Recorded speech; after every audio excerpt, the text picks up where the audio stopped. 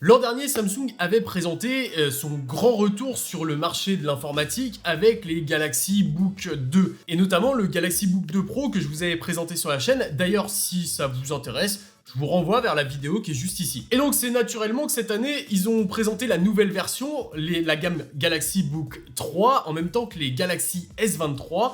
Et il y avait un modèle précisément qui m'intéressait et que je voulais vous mettre en avant, vous présenter. Donc j'ai demandé à Samsung de me prêter le modèle quelques temps, le temps de vous faire une vidéo dessus quoi. Alors on pourrait se dire que j'ai fait comme l'ensemble de mes collègues parce que beaucoup se sont rabattus sur le modèle le plus haut de gamme de chez Samsung, le Galaxy Book 3 Ultra. Celui-là, il est très intéressant de par plein de points et notamment l'intégration d'une puce pour la partie graphique. Il me semble que c'est une 4070 ou une 4080 selon le modèle. Mais j'ai préféré me rabattre sur un autre modèle que je trouvais tout aussi intéressant mais pour d'autres aspects, le Galaxy Book 3 Pro 360. Déjà parce que j'ai jamais été fan des ordinateurs qui sont convertibles en tablette via leur charnière à 360 degrés. Je trouvais pas forcément d'intérêt, j'avais pu tester des modèles à l'époque qui fonctionnaient mal et qui, si tu appuyais sur le clavier ou le pavé tactile, envoyaient des informations contraires à ce que tu faisais sur l'écran tactile côté tablette. Bref, j'étais vraiment pas convaincu et je me suis dit que,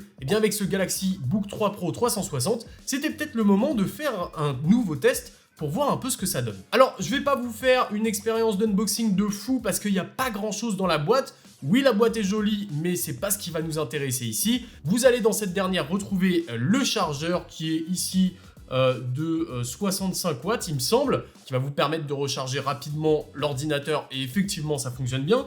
Un câble USB-C vers USB-C, évidemment, pour la recharge.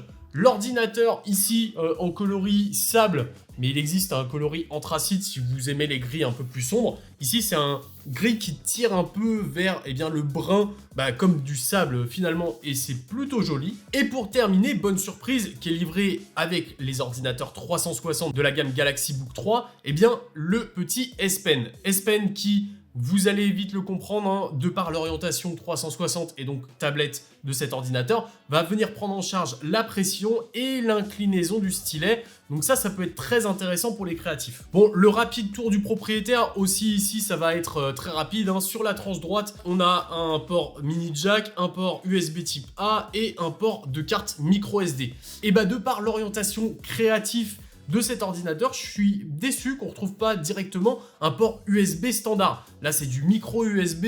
On n'est pas forcément fan de ce format, mais si vous voulez étendre la mémoire et y placer par exemple des fichiers et des documents, là ça peut être intéressant pour quelqu'un de lambda entre guillemets, qui n'a pas besoin de toute la partie créative. De l'autre côté, vous allez retrouver un HDMI plein format, deux ports USB-C, et puis c'est à peu près tout. En dessous de l'appareil, juste ici, on va pouvoir voir la petite mention AKG, parce que c'est AKG encore une fois qui va gérer le son sur cet ordinateur. On a des haut-parleurs de chaque côté qui vont permettre de mieux disperser le son. Honnêtement, on reste sur du son d'ordinateur portable, mais d'ordinateur portable qui délivre un bon son. Donc c'est plutôt cool. Les basses sont présentes, machin, mais bon, c'est vraiment pas le plus intéressant ici. Ce qui est intéressant, c'est finalement quand on ouvre cet ordinateur. Alors, hop, je vais vous le montrer directement.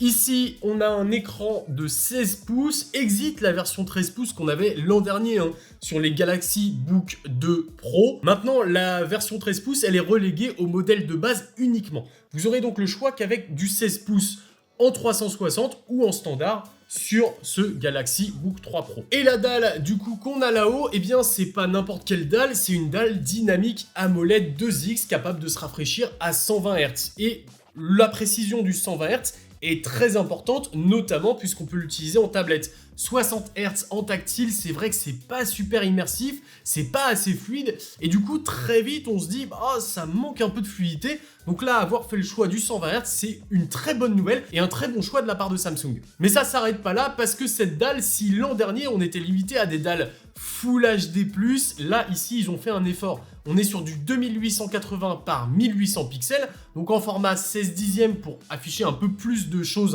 en hauteur, ça c'est plutôt cool, mais donc une résolution bien augmentée par rapport à celle de l'an dernier. Et finalement, ça se ressent à l'utilisation, on a une dalle qui est vraiment immersive, et avec tout le talent de Samsung sur la création d'une dalle pour ordinateur et pour smartphone, on sait que c'est quand même des maîtres à ce niveau-là, et là clairement vous pouvez y aller sans trop vous poser de questions, c'est vraiment très cool.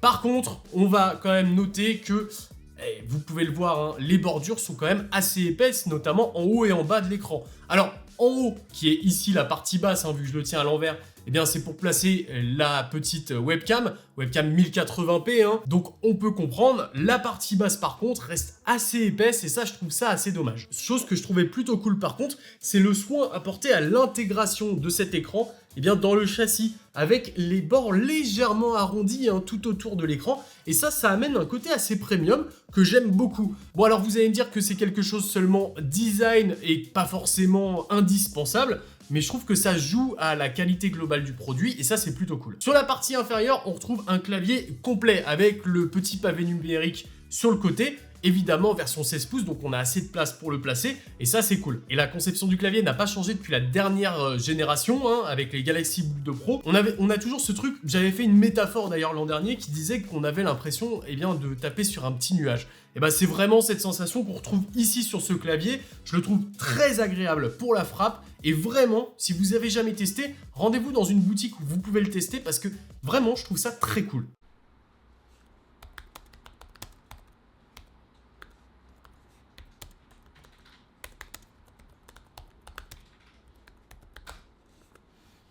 Bon après, en bas, on a un grand pavé tactile. Je vais pas vous faire l'affront de vous présenter le pavé tactile. Ici, c'est du multipoint, tactile, très réactif, très fonctionnel. On s'en fout un peu. Avant de vous dire un peu ce qui m'a vraiment plu avec cet ordinateur, je voudrais quand même très rapidement faire un petit tour des specs de ce qu'on retrouve à l'intérieur. On va être sur un processeur de 13e génération, le Intel i7 13060p. C'est un processeur qui est conçu pour les appareils mobiles et donc optimisé pour offrir un bon rapport puissance-consommation. Et bien effectivement c'est le cas, hein. L'autonomie franchement tient une journée et demie sans problème, même si vous avez une utilisation assez intensive de l'ordinateur. Alors, quand je dis assez intensive, c'est du screen time, mais pas de grosses demandes en termes de processeur, puisque c'est un ordinateur qui est conçu plus pour la productivité que pour du gaming, du montage en 4K 8 flux. Bref, on n'est pas là sur une machine qui va vous permettre de traiter de la grosse vidéo, de faire de la 3D et compagnie. Ce processeur, il sera assisté par 8 ou 16 Go de RAM en fonction de la version que vous allez choisir, et vous pourrez avoir de 256 à 1 Tera de stockage. C'est là qu'on se dit, le petit port de carte SD peut être intéressant pour étendre cette mémoire si vous n'avez pas forcément pris la version 1 Tera par exemple. Côté connectivité, vous aurez du Wi-Fi 6E. Bon, bientôt on devrait découvrir le Wi-Fi 7, mais pour l'instant c'est toujours la meilleure norme qui est accessible. Et vous aurez du Bluetooth 5.1, et le Bluetooth est très intéressant, notamment si vous avez des écouteurs Samsung pour la connexion rapide, machin, si vous voulez passer du téléphone à l'ordinateur avec vos écouteurs, ou si vous voulez connecter votre tablette, votre ordinateur, votre smartphone ensemble, bref, l'écosystème Samsung, je vous en reparlerai rapidement un peu plus tard. Bref, en fait, moi ce qui m'intéresse vraiment avec cet ordinateur, c'est sa capacité à très rapidement passer en tablette, très rapidement revenir en mode PC, et toutes les interactions qu'on peut faire avec le S Pen. S Pen qui d'ailleurs, je vous l'ai pas dit, a un petit emplacement où il est aimanté sur le capot, voilà, comme ça, que je trouve pas super judicieux. Alors si c'est pratique pour pouvoir transporter d'une main l'ensemble, voilà, passer d'un bureau à l'autre, et ça c'est plutôt cool de pouvoir le positionner ici, il y a un truc qui me gêne, c'est que si on fait pas attention et qu'on le passe en mode tablette en faisant un 360 de l'écran, je vais vous le faire tout de suite pour que vous compreniez un peu le problème, on va avoir le S Pen qui va venir se coller ici, et si on fait pas attention et qu'on serre trop fort, ça peut être problématique pour l'écran. Alors, il y avait deux solutions pour Samsung, soit épaissir le châssis pour pouvoir venir poser le S Pen sur une tranche par exemple, soit faire la solution qu'ils nous ont présentée ici.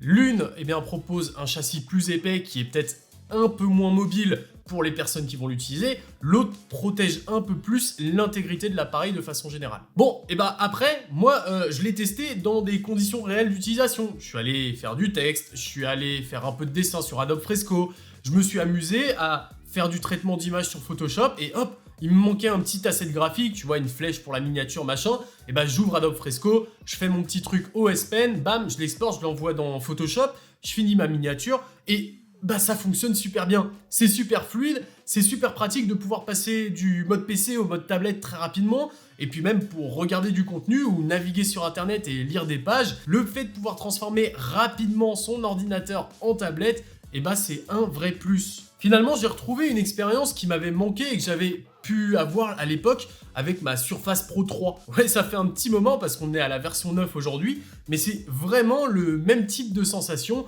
où on passe de l'un à l'autre très rapidement avec la possibilité en plus de donner n'importe quelle inclinaison à votre écran, et ça c'est plutôt cool. L'écran répond super bien, et oui, 120 Hz oblige, franchement c'est de la tuerie, en plus il est super bien calibré, merci Samsung là-dessus. Les performances sont de façon générale au rendez-vous, pour ce qu'on lui demande de faire ici, évidemment. Bref, c'est un ordinateur très complet, mais il y a un mais. Il y a un mais, et c'est sur le placement tarifaire de l'appareil. Alors ouais, on a le S Pen, on a un ordinateur 360, bref, plein de trucs super cool, mais il est proposé qu'à partir de 2099 €. Et à ce prix-là, on peut se tourner sur des modèles qui n'auront peut-être pas le côté 360 et tactile, mais qui auront une vraie puce graphique pour les personnes qui cherchent plus de puissance par exemple. Ou alors, eh bien, si vous aimez faire du montage vidéo, en rajoutant, allez, 500 € il me semble, vous allez pouvoir aller sur des MacBook Pro avec des puces M2 Pro par exemple. Donc oui, c'est un ordinateur qui est intéressant, mais il va falloir vraiment faire attention aux besoins que vous avez,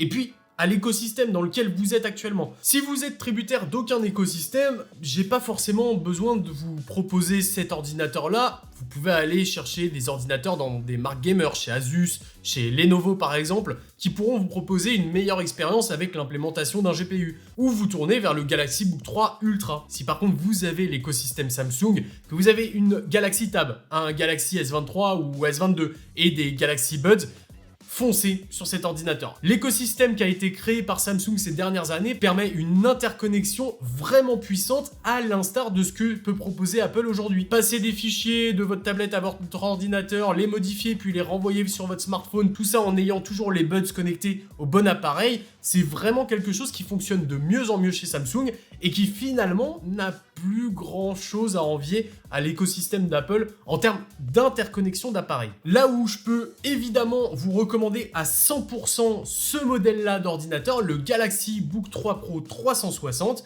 si tout simplement vous voulez un ordinateur qui peut passer de mode tablette à mode PC facilement, qui est vendu avec son stylet et qui propose une super qualité d'affichage. Si par exemple vous êtes graphiste ou que vous faites beaucoup d'illustrations, c'est vraiment un ordinateur que je peux vous recommander parce que il va vous permettre de très rapidement naviguer entre différents modes d'utilisation et ça de façon seamless en fait, on ne voit pas la transition. Certes, 2099 € représente un vrai coût, mais je trouve que c'est une machine qui dans un workflow de graphiste peut s'intégrer parfaitement pour proposer vraiment tout ce qu'on peut rechercher. Je vous disais au début que j'avais peur en passant en mode tablette qu'on puisse envoyer des inputs encore sur le clavier et sur la souris. Bon, je sais pas depuis quand parce que c'est pas des machines que j'ai l'habitude de tester, je vais pas vous mentir là-dessus, mais ici maintenant on retourne l'écran à 360 degrés et tout ce qui est parti clavier, souris est désactivé pour vous éviter de faire des faux inputs. Donc vous pouvez utiliser le PC en mode tablette et le poser sur vos genoux par exemple et pas vous inquiéter d'appuyer sur des boutons, ça posera pas de problème. Voilà grosso modo sur tout ce que j'avais un peu à vous dire sur ce Samsung Galaxy Book 3 Pro 360 que je trouve très intéressant, encore une fois, à bien des égards. Il n'est pas parfait, encore une fois. On aurait aimé un port de carte SD, on aurait aimé pouvoir poser ce petit S Pen sur la tranche de l'appareil et pas sur le capot. On aurait aimé avoir des bordures un peu plus fines quand même sur le bas de l'appareil pour permettre une meilleure immersion. Mais au-delà de ça, on a un très bel écran, on a un ordinateur qui répond bien dans la majorité des situations, on a quand même un combo ordinateur-tablette qui est facilement modulable et qui vous permet de répondre à un peu toutes les situations. Bref, un produit très intéressant et je remercie Samsung de me l'avoir prêté pour que je puisse vous le présenter. J'espère à vous aussi que cette vidéo vous aura plu et vous aura permis d'en voir un peu plus sur ce produit-là précisément. Quoi qu'il en soit, si c'est le cas, pensez au petit like, ça fait toujours plaisir. À l'abonnement et à la cloche, c'est le meilleur moyen de me soutenir. Et moi, je vous dis à très bientôt pour plus de contenu sur la chaîne. C'était Nacrium. Ciao!